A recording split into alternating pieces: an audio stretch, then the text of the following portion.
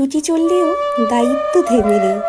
আজ স্বাধীনতার দিনে কর্মস্থলে এসে মনে হলো দেশ আমাকে অনেক কিছুই দিয়েছে, এখন আমিও আমার জায়গা থেকে দেশকে কিছু দিই।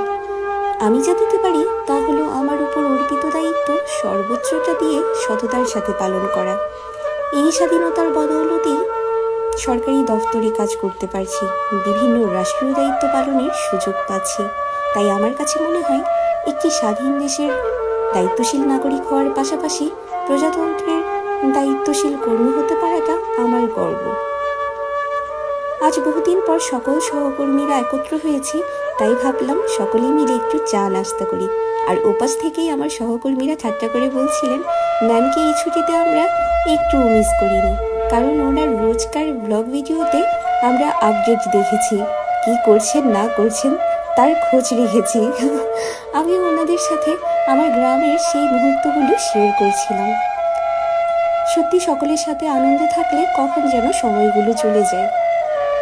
স্বাধীনতা নয়তো শুধু দাসত্ব থেকে মুক্তি, স্বাধীনতা মানে হলো নির্ভীক, অকুত ভয় হয়ে বাঁচা আর স্বপ্ন দেখার সাহস।